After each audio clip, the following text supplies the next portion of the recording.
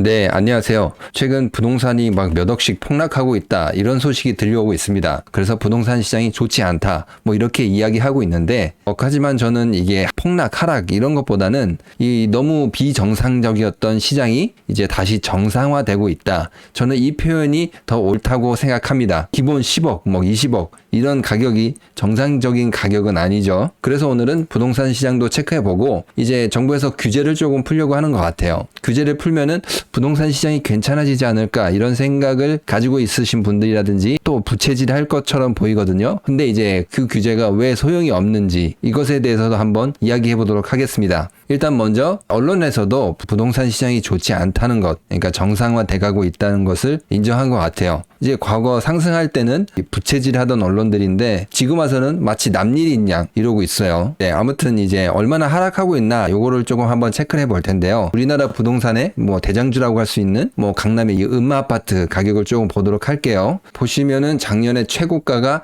한 28억 2천만 원 정도까지 올라갔습니다. 근데 지금은 한 23억으로 하락을 했는데요. 이것도 싼 가격은 아니죠. 23억은 그래도 비싼 것 같습니다. 어떻게 보면 지금 하락이 시작된 거라서 앞으로 더 하락할 것인데요. 이제 2008년도 글로벌 금융위기 이후 이제 이때도 하락을 했는데 그때 당시도 한 14억까지 올라갔다가 8억까지 하락을 했어요. 그러니까 거의 반토막이 난 거죠. 이번에도 아마 거의 비슷하게 반토막이 날 것입니다. 이제 하락 초기라고 보면 될 수가 있죠. 근데 하락 초기에도 이렇게 뭐 한 번에 5억씩 빠지니까 뭐 앞으로 한 2, 3년 안에 더 많이 빠질 것 같습니다. 이제 서울의 또 다른 곳, 성파 주공 5단지 이쪽도 잠깐 살펴보면은 최고점 29억 5천만 원에서 지금 24억 정도까지 떨어졌습니다. 여기도 한 5억 넘게 빠졌죠. 뭐 강남, 뭐 음아파트, 그리고 성파 핵심적인 곳인데 이런 곳이 지금 뭐 5억씩 빠지고 있습니다. 뭐 이제 서울 말고 다른 아파트들은 뭐 이야기할 필요도 없죠. 논란이 많았던 뭐 동탄 10억 막 이렇게 이야기도 많았었는데 뭐 동탄역 부근에 더샵 센트럴시티 여기도 최고 한 15억 8천만 원 정도에서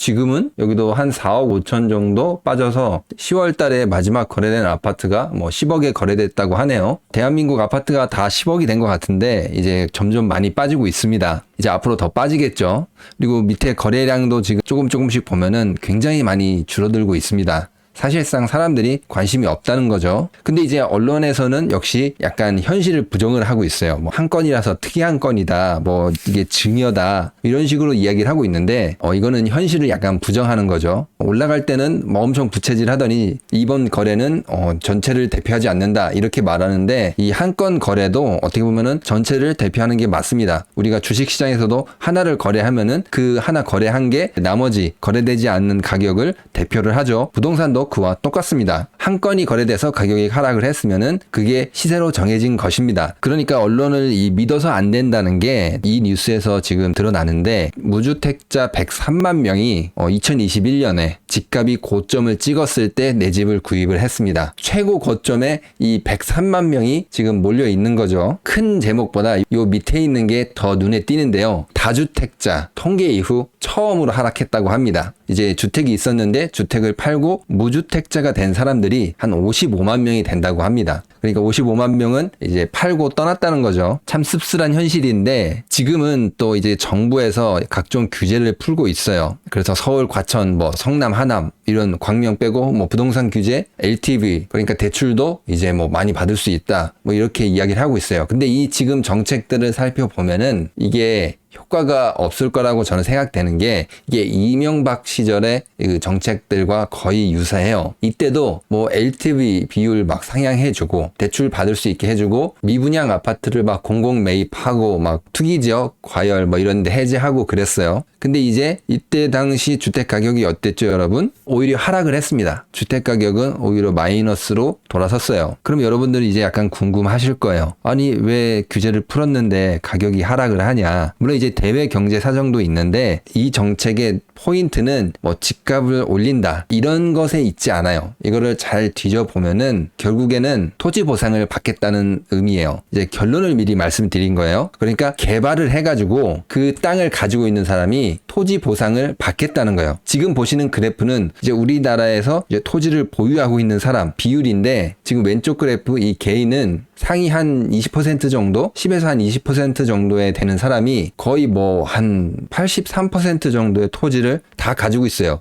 그러니까 상위 몇 퍼센트가 토지를 다 가지고 있다는 거예요. 그리고 법인도 마찬가지예요. 법인 토지 같은 경우에도 뭐 상위 몇 개 기업들이 사실상 전체 토지를 다 가지고 있어요. 그러니까 이 지금 정책의 목표는 토지 보상을 받겠다는 거예요. 개발 같은 거 허가를 내주고 그 땅을 이제 뭐 국가가 매입한다거나 이제 보상을 해줘야 되잖아요. 그랬을 때 돈이 어마어마하게 벌 수 있으니까요. 뭐 아파트를 새로 짓고 뭐 파는 거는 사실 뭐 복잡하잖아요. 근데 토지 같은 경우에는 막 몇십 배, 몇백 배 이렇게 수익을 남길 수 있으니까 사실 진짜 이제 수익은 여기에 있어요. 진짜 이제 정책의 초점은 여기에 맞춰져 있어요. 지금 정책을 이제 펼치는 사람들 역시도 부동산 가격을 뭐 어떻게 올리겠다 이런 게 아니라 이제 토지 보상을 좀 받아보겠다 이런 마인드로 접근을 하고 있어요.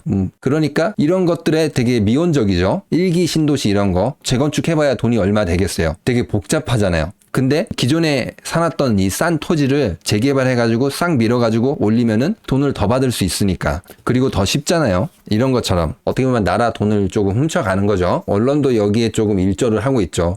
되게 규제를 푸는 게 좋은 거다 이렇게 이야기하는 이유가 결국에는 재벌들하고 얽혀있는 이런 이권들 여기서 본인들도 한몫 챙기겠다 그 말인 거죠. 그렇기 때문에 이 앞으로 나올 정책도 과거 이명박 정부 시절의 정책과 거의 비슷할 겁니다. 부동산 가격에는 특별하게 의미가 없을 것입니다. 방금 말씀드린 건 이제 정책이고 이제 시장 같은 경우에도 주담대 주택을 담보로 해서 이 대출 받는 거 대출 받아서 집을 사야 될 거 아니에요? 10%까지 육박할 수가 있습니다. 지금 미국 인플레이션 같은 경우에도 뭐 조금 하락했다라고 하는데 아직도 7, 8%에서 유지되고 있어요. 미국 인플레이션의 목표는 한 2, 3% 정도거든요. 아직 거기에는 굉장히 멀기 때문에 당분간은 금리 하락 기대하시지 않는 게 좋을 것입니다. 그러면 어떻게 저점을 잡아야 되냐? 뭐 언제 사는 게 제일 타이밍이 좋냐? 제가 과거에 말씀드린 것처럼 수출을 보는 게 가장 좋습니다. 부동산 가격과 이 수출 상승률을 비교를 했는데 이제 거의 일치했는데 링크를 달아둘 테니까 여기서 보시면 되고